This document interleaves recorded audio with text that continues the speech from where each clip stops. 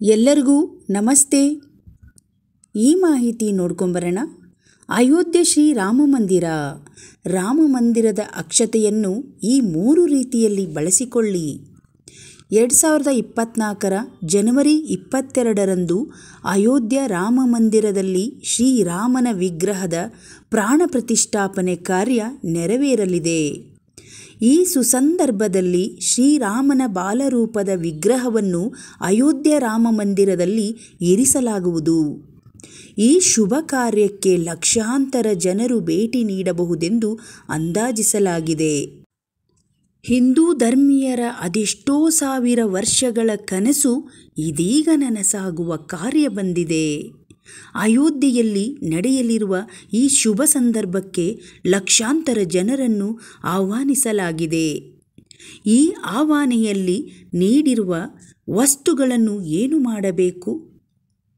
ಅಯೋಧ್ಯ ರಾಮ ಮಂದಿರದ ಪ್ರಾಣ ಪ್ರತಿಷ್ಠಾಪನೆ ಕಾರ್ಯದಲ್ಲಿ ಭಾಗಿಗಳಾಗುವಂತೆ ಶ್ರೀರಾಮ ಭಕ್ತರು ಆಮಂತ್ರಣ ಪತ್ರಿಕೆ ಹಾಗೂ ಇತರೆ ಪೂಜಾ ಸಾಮಗ್ರಿಗಳನ್ನು ಮನೆ ಮನೆಗೆ ಹಂಚುತ್ತಿದ್ದಾರೆ.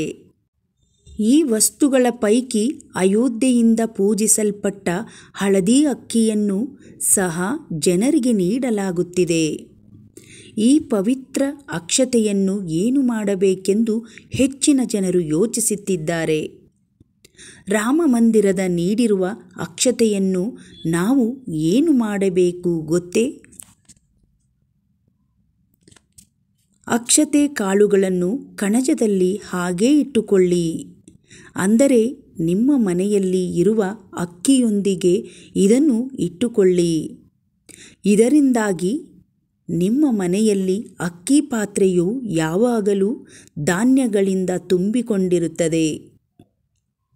ಈ ಪಾತ್ರೆ ಅಕ್ಷಯ ಪಾತ್ರೆಯಂತೆ ಎಂದಿಗೂ ಖಾಲಿಯಾಗುವುದಿಲ್ಲ.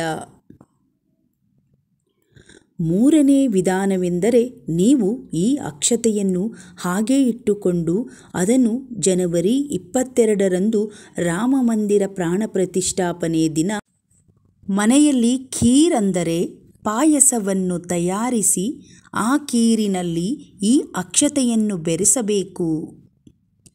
ನಂತರ ಈ ಖೀರನ್ನು ಎಲ್ಲರಿಗೂ ವಿತರಿಸಬೇಕು. 2ನೇ ವಿಧಾನವೆಂದರೆ ಅಕ್ಷತೆಯ ಪ್ರಾಮುಖ್ಯತೆ. ಹಿಂದೂ ಧರ್ಮದಲ್ಲಿ ಅಕ್ಷತೆಯನ್ನು ಕಡ್ಡಾಯವಾಗಿ ಪ್ರತಿಯೊಂದು ಶುಭ ಕಾರ್ಯಗಳಲ್ಲೂ ಬಳಸಲಾಗುತ್ತದೆ. ಇದು ಇತ್ತೀಚಿನ ಸಂಪ್ರದಾಯವಲ್ಲ. ಪ್ರಾಚೀನ ಕಾಲದಿಂದಲೂ ಸಹ ಜನರು ಯಾವುದೇ ಹಬ್ಬ ಅಥವಾ ಶುಭ ಕಾರ್ಯಗಳಿಗೆ ಪರಸ್ಪರ ಆಹ್ವಾನಿಸಲು ಅಕ್ಷತೆಯನ್ನು ಬಳಸಿಕೊಳ್ಳುತ್ತಿದ್ದರು. ಜನರು ಪರಸ್ಪರ ಆಮಂತ್ರಣಗಳನ್ನು ಕಳುಹಿಸಲು ಅರಿಶಿನ ಬಣ್ಣದಿಂದ ಹಳದಿ ಅಕ್ಕಿಯನ್ನು ಬಳಸಿದರು. ಇಂದಿಗೂ ಈ ಸಂಪ್ರದಾಯವನ್ನು ಅನೇಕ ಕಡೆ ಅನುಸರಿಸಲಾಗುತ್ತಿದೆ. ಅಕ್ಷತೆಯನ್ನು ನಾವು ಶುಭ ಅಥವಾ ಮಂಗಳಕರ ಸೂಚನೆ ಎಂದು ಪರಿಗಣಿಸುತ್ತೇವೆ. ಅಕ್ಷತೆಯನ್ನು ಶುದ್ಧ ಅಕ್ಕಿಯಾಗಿ ನೋಡಲಾಗುತ್ತದೆ.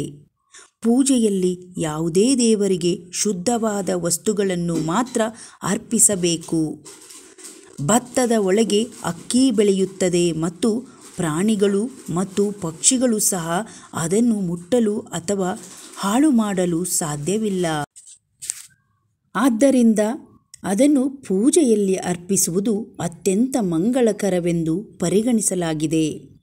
ನಿಮ್ಮ ಮನೆಗೂ ರಾಮ ಮಂದಿರದ ಅಕ್ಷತೆ ಬಂದಿದ್ದರೆ ಅದನ್ನು ಈ 3 ವಿಧಾನಗಳಲ್ಲಿ ಯಾವುದೇ ಒಂದು ನಿಯಮದ ಮೂಲಕ ಸುರಕ್ಷಿತವಾಗಿಡಿ. ಸ್ನೇಹಿತರೆ, ಇವತ್ತಿನ ಮಾಹಿತಿ ನಿಮಗೆ ಇಷ್ಟ ಆದರೆ ಒಂದು ಲೈಕ್ ಮಾಡಿ, ಹಾಗೆ ನಮ್ಮ ಪೇಜನ್ನು ಫಾಲೋ ಮಾಡಿ. ಜೈ ಶ್ರೀರಾಮ್.